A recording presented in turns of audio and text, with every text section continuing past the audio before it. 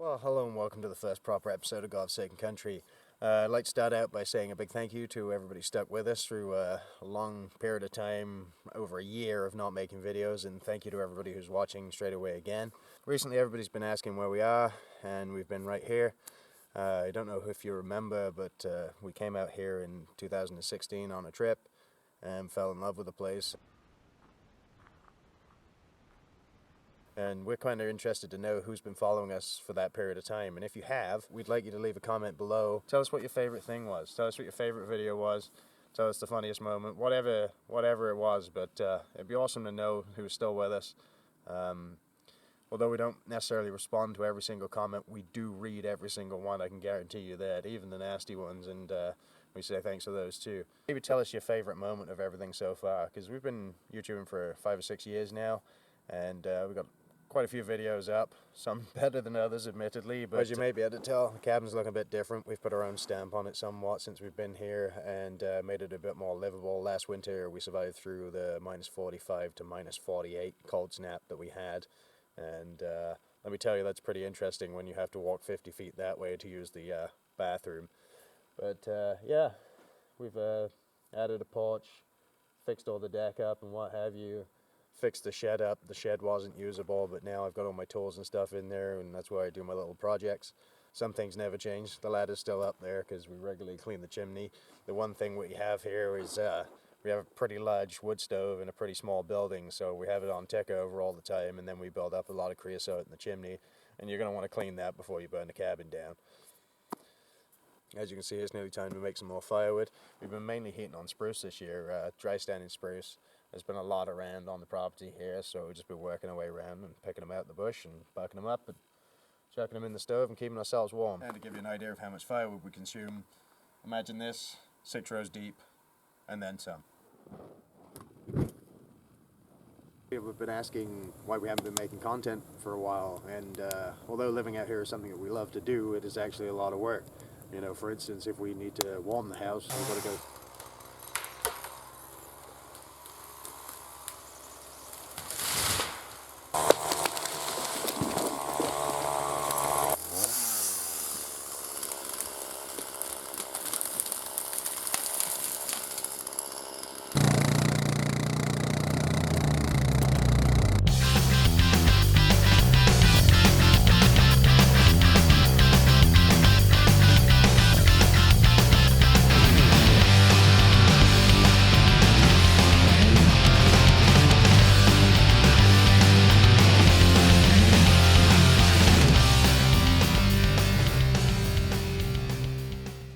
Equally, if you need to cool it down again.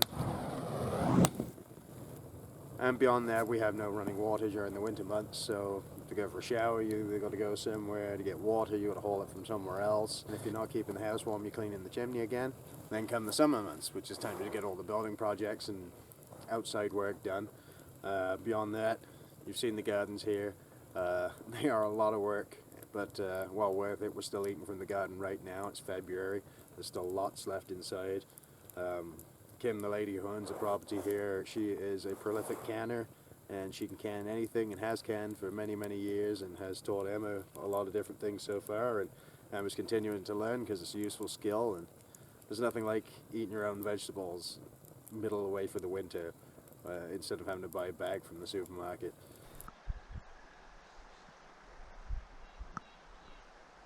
The greenhouse out there, we've installed a wood burning stove in there now, so we can extend the growing season by a month either side maybe. We do, however, get frost like all the way through the year because of the altitude, so middle of August your whole garden can get frosted out, so we do a lot of work with roll cover and sheets covering a lot of the vegetables and stuff. Other things take better to it. Kale, for instance, Brussels sprouts, all those sort of things, they seem to take the cold, but other things like butternut squash, we grew redstones, probably the very first redstone butternut squash in history. It was grown last year here, and that was down to having to cover it with like 6 sheets every night for the year, but we grew it to that size. So this is a little project bike we picked up last year. It's still not come anywhere. We found a motor for it. The motor was on an old concrete poker that was broken, but the motor ran great, so when I took it all apart, got it going again. It's a nice 6.5 Honda clone. Found a matching wheel for the front and a few other pieces, and yeah, at some point soon we're going to have to get into this. But this is where the magic happens.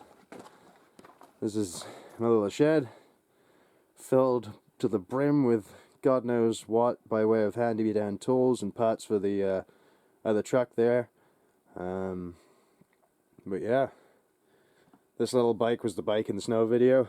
I was given this by a 90-year-old man who built it to drive around his property. He put the 5-horse in it, and then it scared him to death, and he wouldn't ride it, so he wouldn't take anything for it. He just wanted me to get some use out of it, and I was planning to do a bit of work. I wanted to paint a different color this winter, but so far it's been ridden continuously, so that's not going to happen. But yeah, nice little workspace we got. It's dry. It's better than nothing. I used old conveyor rubber for the roof. You can't see it right now, but this is where the magic does or does not happen, I guess. These are some of the bits of the project truck. The project truck belongs to a friend of mine. He's going to be making YouTube videos on it. I guess he's going to be called Jimmy Rigged. I don't know if he's got the channel up yet, but he's the guy, he's the brains behind it all. I'm just putting some of it together because I like to do that. We got the 92mm throttle bodies and a Corvette manifold. Cams. Currently the engine's up in Prince George being bought out, and we'll be coming back at some point to put back on the frame, and we'll go over and look at that another time. We upgraded our Coleman stove earlier in the year with a bigger gas bottle outside. Just plumb the hole straight in, and like everything out here we just stuff it full of sheep's wool, and it keeps the draft out. I guess the best thing about living out here, though, I'm still on the doorstep right now, and that is actually the river in the background. Like, that's how close we are to the water. So all those shots you see of the otters, all of that happens right here, like literally right here. It's nice to have neighbors like that sometimes. Well, it's going to wrap it up for this video. We got dog to walk, dinner to eat, and other things. Edit this, put it up for you guys. Yeah, huge love. Thanks for coming with us. If you stuck the video out this long, thank you very much. We'd love it if you could like, share, and subscribe. Remember, leave a comment below if you've been watching us for a while. Remember, tell us your favorite moment from the whole period of time you've been watching. Tell us how long you've been watching. But anyway, huge love. We'll catch you all on the next one. Maybe we'll do some cabin cooking, and we'll take you for a tour indoors.